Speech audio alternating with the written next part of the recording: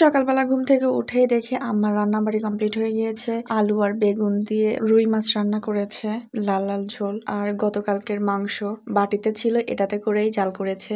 আমাদের মাটির উনুন একদম ছোট, এই কারণে ছোট বাটি তারপরেও উনুনের মুখে উঠায় দিছে, জাল হয়ে গিয়েছে। আর রান্না করেছে সাদা ভাত। সকালবেলা ঘুম থেকে উঠেই দেখি আম্মার রান্নাবাড়ি একদম কমপ্লিট। এই মানুষটা ঘুম থেকে কখন ওঠে আমি বুঝতেই পারি না। এই বাড়িতে থাকাকালীন ঘুম থেকে উঠেই দেখি ওনার রান্না কমপ্লিট হয়ে গিয়েছে। একদিনও উঠে পাই না যে আম্মা এখন উঠে রান্না করতে যাচ্ছে এরকম। শ্বশুর বাড়িতে থাকাকালীন আমি অনেক সকালে উঠে রান্নাবাড়ি কমপ্লিট করি। ওইখানে থাকলে কেন জানি আমার অটোমেটিকলি ঘুম ভেঙে যায়, হয়তো বা দায়িত্ব কাঁধে থাকে এই কারণে। আর এ বাড়িতে থাকলে আমার ঘুম ভেঙে দেখি যে আম্মার রান্না হয়ে গেছে। একদিনও সকালে টের পাই না। কি অদ্ভুত তাই না? দায়িত্ব ছাড়া মানুষ একরকম, দায়িত্ব নেওয়া মানুষ অন্যরকম। দুইটাই দুই ধরনের।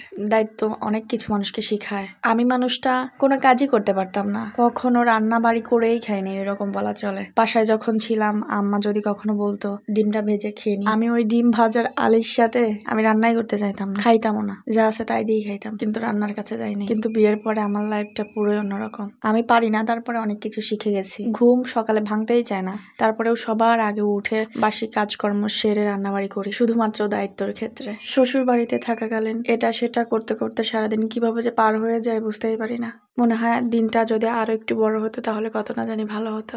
আর বাবার বাড়িতে আসলে কোনো কাজ নেই, কিছু নেই, সময়ই যেতে চায় না। ওখানে আমি সময় পাই না, আর এখানে আমার সময়ই যেতে চায় না। কি অদ্ভুত একটা বিষয়। বাবার বাড়িতে থাকা মানে হচ্ছে মায়ের হাতের মজার মজার খাবার খাওয়া। এ বাড়িতে আসলে আমার কোনো কাজই থাকে না, শুধু খাওয়া আর খাওয়া। গরুর মাংসটা যত বেশি জাল করা হয় তত বেশি মজা হয়।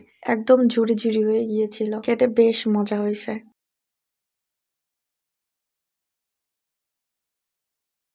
এটা বাসায় করা মাংস না, এটা অনুষ্ঠান বাড়ির মাংস ছিল। আমার দাদু বাবুর্চি কোনো একটা অনুষ্ঠানে রান্না করেছিল, সেখান থেকে মাংস পাঠাইছিল, সেই মাংসটাই আবার বাসায় এনে জাল করা হয়েছে। ভীষণ ভীষণ মজাদার হয়েছে। আমার দাদু বেসিক্যালি বাবুর্চি, বাড়ির আশেপাশে বা অনেক রিলেটিভস এর বাড়িতেও রান্না করে অনুষ্ঠানে। তবে ওনার একটা বিষয় অনেক ভালো, সেটা হচ্ছে যে কারো কাছ থেকে উনি টাকা চেয়েও নেয় না, আবার খাবার চেয়েও নেয় না। যদি খাবার বেঁচে যায় সবার খাওয়ার পরে তাহলে আনে, না হয় আনে না। আর টাকার তো কোনো কথাই নেই, উনি কখনোই টাকা নেয় না কারো কাছ থেকে। কেউ যদি উপহার স্বরূপ কিছু দেয় তাহলেই আনে, তাছাড়া আনে না। একটু দইও খেয়েছি, তারপরে বসেছিলাম, শুনলাম ফুপাতা ভাইয়ের নাকি বিয়ের কথা চলতেছে, সেখান থেকে নাকি দেখতে আসছিল মিষ্টি নিয়ে। কাকার কাছে মিষ্টি পাঠিয়ে দিয়েছে ফুপু, ওই মিষ্টি একটু খেলাম। আমাদের সাথিয়ার মিষ্টি আর পাবনা আটঘরিয়ার মিষ্টি এটা সম্পূর্ণই আলাদা। এদের লুকটাও চেঞ্জ, এমনিতেও টেস্টের দিক দিয়েও অনেকটা চেঞ্জ। বাইরে যেয়ে দেখি ছোট বোন রসুন কাটতেছে, একদম ছোট ছোট রসুন, পালানেই হয়েছে। এগুলা ঘরে রাখলে আরো বেশি শুকায়া যাবে।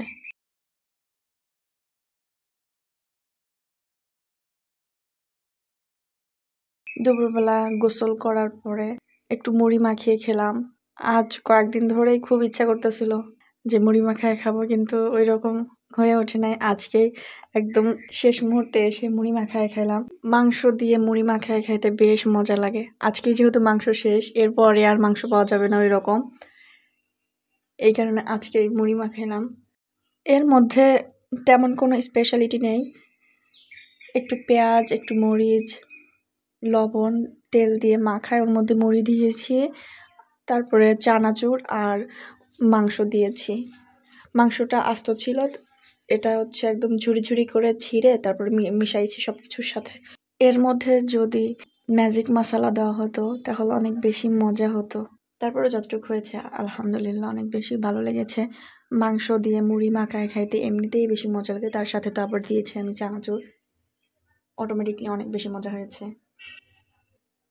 আমাদের ফ্যামিলিতে এখন অনেক কম সংখ্যক মানুষ, আমি, ছোট বোন আর মা।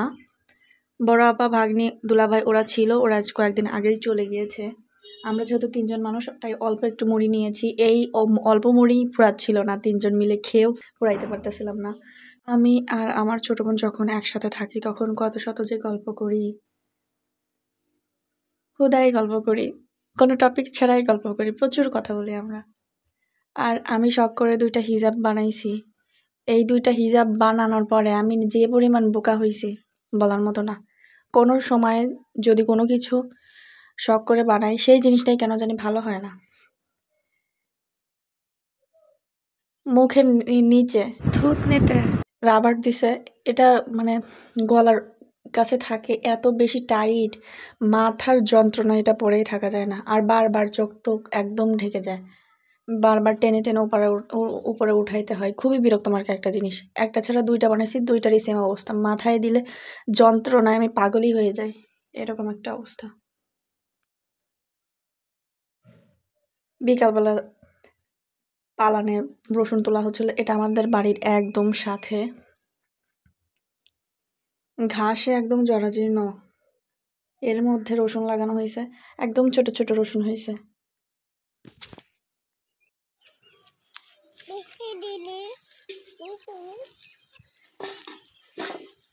রসুন নাই, ঘাস, ঘাসের ক্ষেত না রসুনের ক্ষেত এটা।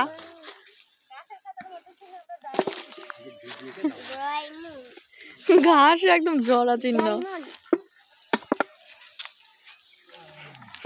এক কামলা রসুন উঠাইতে উঠাইতে গড়ে গিয়েছে।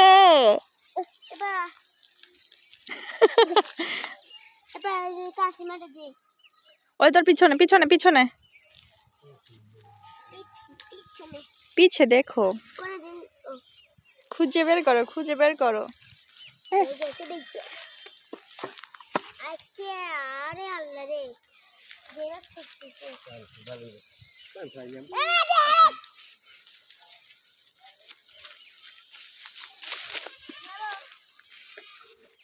এই যে ডার্ক চকলেট,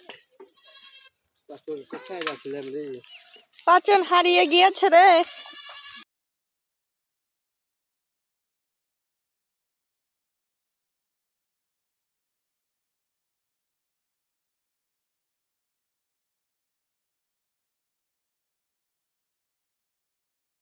এই যে হুজাইফা ভাইয়া রে।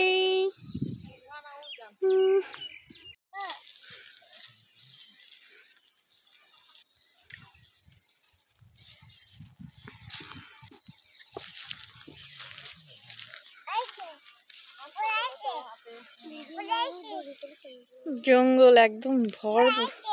এই যে ন্যাংটালি, টাটা টাটা।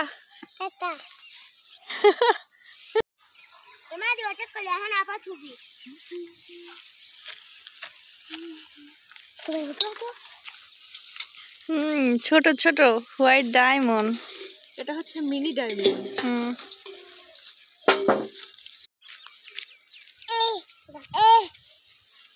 ডিশে রাখতেছে, ডিশের মধ্যে একটা ফোন আছে কিন্তু শোনা। এই যে মাহাদি, ওই যে চকলেট, এই যে এই যে লে চকলেট উঠো, ওই যে লে চকলেট নে, ওই যে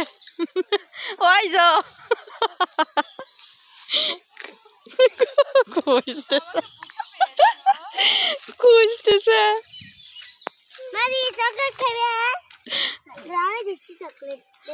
এই মাহাদি, ওই যে চকলেট লে নে।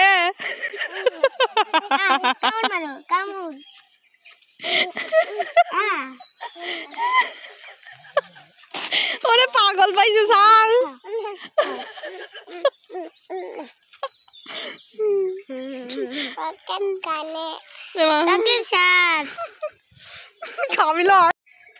এটা বাঙ্গির ক্ষেত, প্রচুর ফুল এসেছে। এখনো বাঙ্গি আসে নাই, বাট ফুল এসেছে।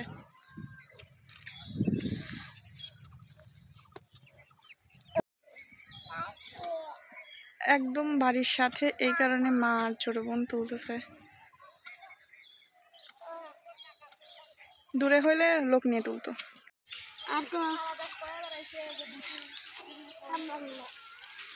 আসতো ভাই হুজাইফা, মোর কোনো ভাই নেই কে? তুই তাকাস কেন আমার দিকে তাকাস কেন?